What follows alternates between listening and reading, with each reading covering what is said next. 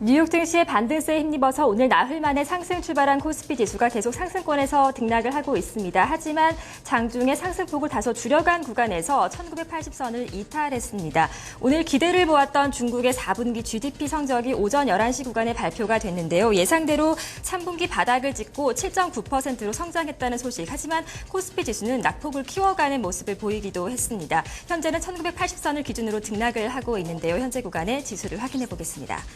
코스피 지수입니다. 현재 0.21%가 올라간 1978포인트를 지나고 있습니다. 장중 고가는 1988포인트, 저가가 1976포인트였는데요. 2포인트 정도 차이가 난 구간에서 등락을 하고 있습니다. 수급적인 상황을 살펴보겠습니다. 외국인이 6거래일 만에 유가증권 시장에 매수세를 유입하고 있지만 그 폭은 상당히 적은 편입니다. 11억 원을 매수하고 있고 개인이 동반으로 487억 원을 사고 있습니다. 반면 기관 쪽에서는 507억 원을 매도하고 있는 구간입니다.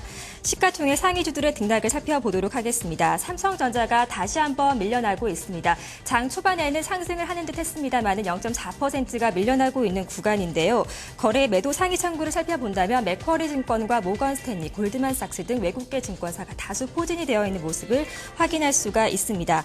현대차 3인방은 오늘 그동안의 동반 강세를 뒤로하고 밀려나고 있습니다. 현대차는 보합권의 등락인데요. 오늘 대우증권 쪽에서는 현대차의 4분기 실적이 부진할 것이다라는 전망과 함께 목표 주가를 하향 조정하기도 했습니다. 21만 원 선에서 등락을 하고 있고 현대모비스는 4거래일 만에 하락으로 방향을 바꾼 모습 0.6% 밀려나고 있습니다.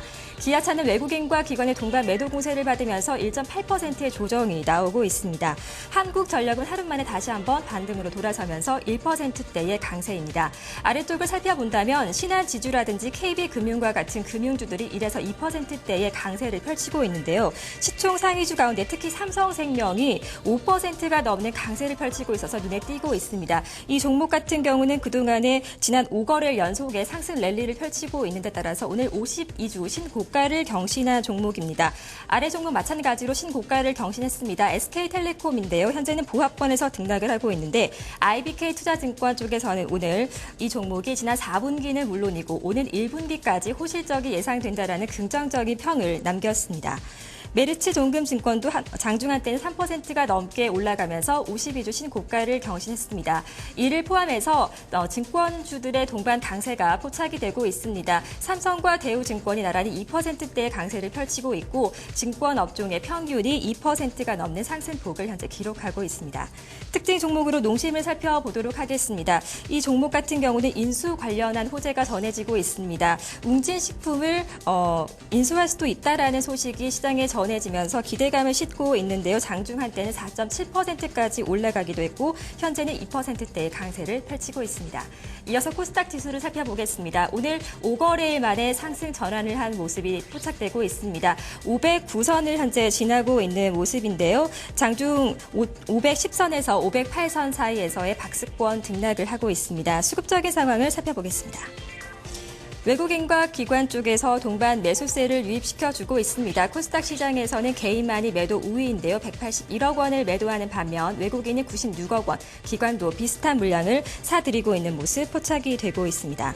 시가총액 상위주들의 등락을 살펴보겠습니다. 셀트리온이 1% 가까이 현재 밀려나고 있습니다.